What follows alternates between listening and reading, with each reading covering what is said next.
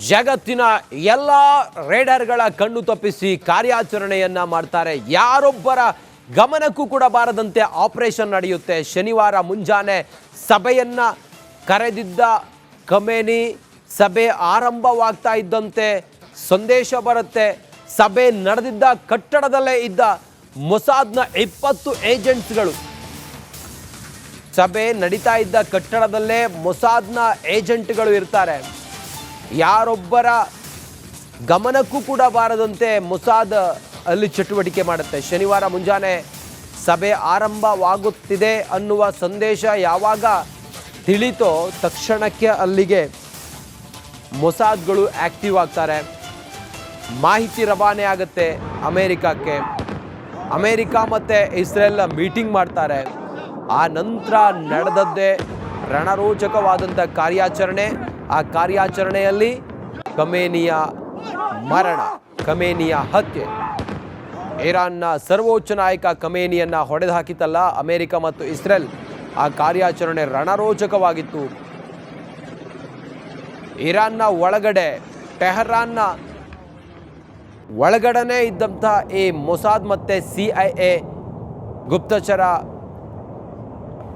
ಮಿಲಿಟರಿಯವರು ಸಂಪೂರ್ಣ ಮಾಹಿತಿಯನ್ನು ಕಲೆ ಹಾಕಿ ಆ ಮೂಲಕ ಈ ಮಾಹಿತಿಯನ್ನು ಇಸ್ರೇಲ್ಗೆ ರವಾನಿಸಿ ಇಸ್ರೇಲ್ನ ಸೇನಾ ನೆಲೆಗಳಿಂದ ಅಮೇರಿಕಾದ ದೂರಗಾಮಿ ಕ್ಷಿಪಣಿಗಳ ಮೂಲಕ ಎಲ್ಲರ ಕಣ್ಣು ತಪ್ಪಿಸಿ, ಎಲ್ಲ ರಾಡರ್ಗಳ ಕಣ್ಣು ತಪ್ಪಿಸಿ ಖಮೇನಿ ಇದ್ದಂತಹ ಆ ಒಂದು ನೆಲೆಯನ್ನು, ಗುಪ್ತ ನೆಲೆಯನ್ನು ಭೇದಿಸಿ ಅದರ ಒಳಗಡೆ ಹೊಕ್ಕು ಕ್ಷಿಪಣಿಗಳು ಅಟ್ಯಾಕ್ ಮಾಡ್ತವೆ. ಆಗ ಖಮೇನಿ ಈ ಭೀಕರವಾದಂಥ ದಾಳಿಯಲ್ಲಿ ಸಾವಿಗೀಡಾಗ್ತಾನೆ.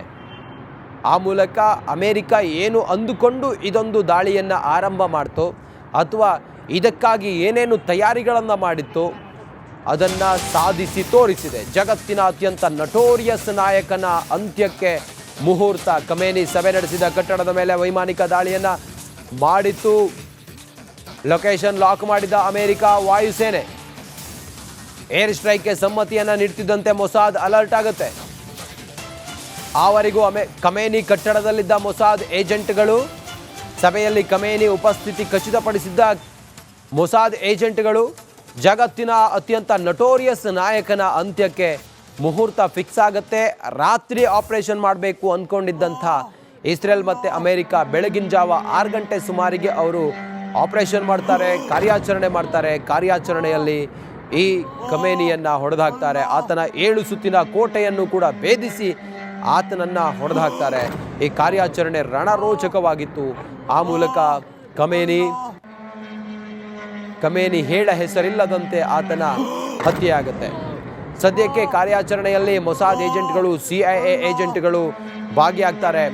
ಯಾರಿಗೂ ಅನುಮಾನ ಬಾರದ ರೀತಿಯಲ್ಲಿ ಎಲ್ಲ ರಾಡಾರ್ ಸಿಸ್ಟಮ್ಗಳನ್ನು ಕೂಡ ಇವರು ಭೇದಿಸಿಕೊಂಡು ಆ ಮೂಲಕ ವೈಮಾನಿಕ ದಾಳಿಯನ್ನು ಮಾಡ್ತಾರೆ. ಜಂಟಿ ಕಾರ್ಯಾಚರಣೆಯಲ್ಲಿ ಇರಾನ್ನ ಸರ್ವೋಚ್ಚ ನಾಯಕ ಖಮೇನಿಯ ಕೇಲ್ ಖತಮ್ ಮಾಡ್ತಾರೆ.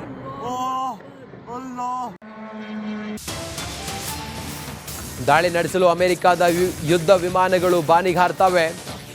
ದಾಳಿಗೆ ಕೇವಲ 1 ನಿಮಿಷ ಮುಂಚೆ ಕಟ್ಟಡದಿಂದ ಏಜೆಂಟ್ಗಳು ಹೊರಗಡೆ ಬರ್ತಾರೆ. ಮೊಸಾದ್ ಏಜೆಂಟ್ಗಳ ರಣರೋಚಕ ಕಾರ್ಯಾಚರಣೆಯ ಫಲದಿಂದಾಗಿ ಖಮೇನಿ ಹತನಾಗ್ತಾನೆ. ಟೆಹರಾನ್ನಲ್ಲಿ ಕರಾರುವಕ್ಕ ದಾಳಿಯನ್ನು ಅಮೆರಿಕ ಮಾಡುತ್ತೆ.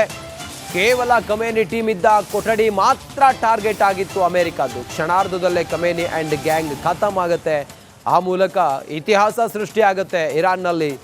ಜಗತ್ತಿನ ಅತ್ಯಂತ ಮೈ ಜುಮ್ ಎನ್ನುವಂಥ ಕಾರ್ಯಾಚರಣೆ ಇದು. ಖಮೇನಿ ಇದ್ದಂಥ ಆ ರೂಮ್ನ ಒಳಗಡೆ ಕಾರ್ಯಾಚರಣೆಯನ್ನು ಮಾಡಬೇಕಾಗಿತ್ತು. ಅಲ್ಲಿ ಯಾವುದೇ ಬೇರೆಯವರಿಗೆ ಹಾನಿಯಾಗದ ರೀತಿಯಲ್ಲಿ ಅಮೇರಿಕಾದ ವೈಮಾನಿಕ ದಾಳಿ ಆಗಬೇಕಾಗಿತ್ತು. ಅಷ್ಟು ಖಚಿತ ಮಾಹಿತಿಯನ್ನು ಮೊಸಾದ್ ರವಾನಿಸುತ್ತೆ ಅಂತೇಳಿ ಹೇಳಿದರೆ ಮೊಸಾದ್ನಲ್ಲಿ ಎಷ್ಟು ಆ್ಯಕ್ಟಿವ್ ಆಗಿ ಕೆಲಸ ಮಾಡ್ತಿರ್ಬೋದು, ಅವರ ಗುಪ್ತಚರ ಮಾಹಿತಿ ಹೇಗಿರ್ಬೋದು ಅನ್ನೋದನ್ನು ನೀವು ಅರ್ಥ ಮಾಡ್ಕೊಳ್ಳಿ. ಇರಾನ್ನ ಸರ್ವೋಚ್ಚ ನಾಯಕ, ಆತ ಇದ್ದಂಥ ರೂಮ್ಗೆ ಕ್ಷಿಪಣಿಗಳನ್ನು ನುಗ್ಗಿಸಿ ಆತನನ್ನು ಬರ್ಬರವಾಗಿ ಕೊಲೆ ಮಾಡ್ತಾರೆ ಅಂತ ಹೇಳಿದರೆ, ಆತನನ್ನು ಅಲ್ಲಿ ಕೊಂದಾಗ್ತಾರೆ ಅಂತ ಹೇಳಿದರೆ ಯಾವ ರೀತಿಯ ಸೋರ್ಸ್ ಇರಬಹುದು ಅಮೇರಿಕ ಮತ್ತು ಇಸ್ರೇಲ್ಗೆ ಅನ್ನೋದನ್ನು ತಾವು ಅರ್ಥ ಮಾಡ್ಕೊಳ್ಳಿ. ಅದು ಮೊಸಾದ್ ಗುಪ್ತಚರ ಸಿಬ್ಬಂದಿಗಳು ನೀಡಿದಂಥ ಮಾಹಿತಿ ಆಧಾರದ ಮೇಲೆ ಕರಾರುವಕ್ಕಾಗಿ ದಾಳಿ ಮಾಡಿ ಆತನನ್ನು ಖತಮ್ ಮಾಡ್ತಾರೆ.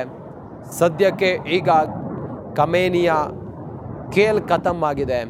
ಖಮೇನಿಯನ್ನು ಇಸ್ರೇಲ್ ಅಮೆರಿಕ ಜಂಟಿ ವೈಮಾನಿಕ ಜಗತ್ತಿನ ಎಲ್ಲ ರೇಡರ್ಗಳ ಕಣ್ಣು ತಪ್ಪಿಸಿ ಕಾರ್ಯಾಚರಣೆಯನ್ನು ಮಾಡ್ತಾರೆ. ಯಾರೊಬ್ಬರ ಗಮನಕ್ಕೂ ಕೂಡ ಬಾರದಂತೆ ಆಪರೇಷನ್ ನಡೆಯುತ್ತೆ. ಶನಿವಾರ ಮುಂಜಾನೆ ಸಭೆಯನ್ನು ಕರೆದಿದ್ದ ಖಮೇನಿ ಸಭೆ ಆರಂಭವಾಗ್ತಾ ಇದ್ದಂತೆ ಸಂದೇಶ ಬರುತ್ತೆ.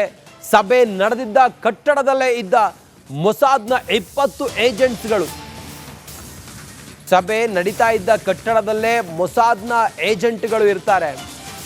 ಯಾರೊಬ್ಬರ ಗಮನಕ್ಕೂ ಕೂಡ ಬಾರದಂತೆ ಮೊಸಾದ್ ಅಲ್ಲಿ ಚಟುವಟಿಕೆ ಮಾಡುತ್ತೆ. ಶನಿವಾರ ಮುಂಜಾನೆ ಸಭೆ ಆರಂಭವಾಗುತ್ತಿದೆ ಅನ್ನುವ ಸಂದೇಶ ಯಾವಾಗ ತಿಳಿತೋ ತಕ್ಷಣಕ್ಕೆ ಅಲ್ಲಿಗೆ ಮೊಸಾದ್ಗಳು ಆಕ್ಟಿವ್ ಆಗ್ತಾರೆ. ಮಾಹಿತಿ ರವಾನೆ ಆಗುತ್ತೆ ಅಮೇರಿಕಕ್ಕೆ. ಅಮೇರಿಕ ಮತ್ತು ಇಸ್ರೇಲ್ ಮೀಟಿಂಗ್ ಮಾಡ್ತಾರೆ.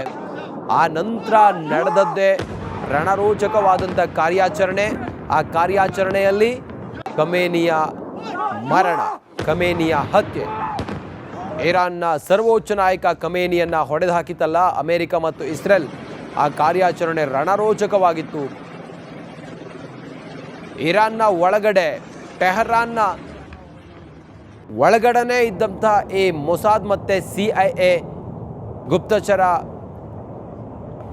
ಮಿಲಿಟರಿಯವರು ಸಂಪೂರ್ಣ ಮಾಹಿತಿಯನ್ನು ಕಲೆ ಹಾಕಿ ಆ ಮೂಲಕ ಈ ಮಾಹಿತಿಯನ್ನು ಇಸ್ರೇಲ್ಗೆ ರವಾನಿಸಿ ಇಸ್ರೇಲ್ನ ಸೇನಾ ನೆಲೆಗಳಿಂದ ಅಮೇರಿಕಾದ ದೂರಗಾಮಿ ಕ್ಷಿಪಣಿಗಳ ಮೂಲಕ ಎಲ್ಲರ ಕಣ್ಣು ತಪ್ಪಿಸಿ, ಎಲ್ಲ ರಾಡರ್ಗಳ ಕಣ್ಣು ತಪ್ಪಿಸಿ ಖಮೇನಿ ಇದ್ದಂತಹ ಆ ಒಂದು ನೆಲೆಯನ್ನು, ಗುಪ್ತ ನೆಲೆಯನ್ನು ಭೇದಿಸಿ ಅದರ ಒಳಗಡೆ ಹೊಕ್ಕು ಕ್ಷಿಪಣಿಗಳು ಅಟ್ಯಾಕ್ ಮಾಡ್ತವೆ. ಆಗ ಖಮೇನಿ ಈ ಭೀಕರವಾದಂಥ ದಾಳಿಯಲ್ಲಿ ಸಾವಿಗೀಡಾಗ್ತಾನೆ.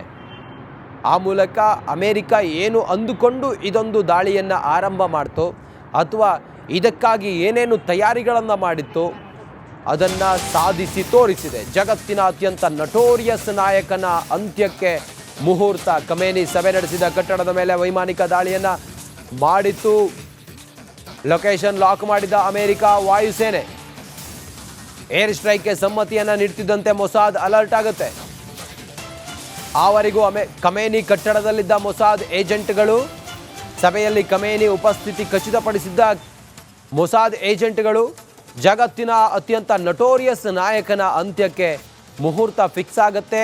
ರಾತ್ರಿ ಆಪರೇಷನ್ ಮಾಡಬೇಕು ಅಂದ್ಕೊಂಡಿದ್ದಂಥ ಇಸ್ರೇಲ್ ಮತ್ತು ಅಮೇರಿಕ ಬೆಳಗಿನ ಜಾವ 6 ಗಂಟೆ ಸುಮಾರಿಗೆ ಅವರು ಆಪರೇಷನ್ ಮಾಡ್ತಾರೆ, ಕಾರ್ಯಾಚರಣೆ ಮಾಡ್ತಾರೆ. ಕಾರ್ಯಾಚರಣೆಯಲ್ಲಿ ಈ ಖಮೇನಿಯನ್ನು ಹೊಡೆದಾಕ್ತಾರೆ. ಆತನ 7 ಸುತ್ತಿನ ಕೋಟೆಯನ್ನು ಕೂಡ ಭೇದಿಸಿ ಆತನನ್ನು ಹೊಡೆದಾಕ್ತಾರೆ. ಈ ಕಾರ್ಯಾಚರಣೆ ರಣರೋಚಕವಾಗಿತ್ತು. ಆ ಮೂಲಕ ಖಮೇನಿ ಹೇಳ ಹೆಸರಿಲ್ಲದಂತೆ ಆತನ ಹತ್ಯೆಯಾಗುತ್ತೆ. ಸದ್ಯಕ್ಕೆ ಕಾರ್ಯಾಚರಣೆಯಲ್ಲಿ ಮೊಸಾದ್ ಏಜೆಂಟ್ಗಳು, CIA ಏಜೆಂಟ್ಗಳು ಭಾಗಿಯಾಗ್ತಾರೆ. ಯಾರಿಗೂ ಅನುಮಾನ ಬಾರದ ರೀತಿಯಲ್ಲಿ ಎಲ್ಲ ರಾಡಾರ್ ಸಿಸ್ಟಮ್ಗಳನ್ನು ಕೂಡ ಇವರು ಭೇದಿಸಿಕೊಂಡು ಆ ಮೂಲಕ ವೈಮಾನಿಕ ದಾಳಿಯನ್ನು ಮಾಡ್ತಾರೆ. ಜಂಟಿ ಕಾರ್ಯಾಚರಣೆಯಲ್ಲಿ ಇರಾನ್ನ ಸರ್ವೋಚ್ಚ ನಾಯಕ ಖಮೇನಿಯ ಕೇಲ್ ಖತಮ್ ಮಾಡ್ತಾರೆ.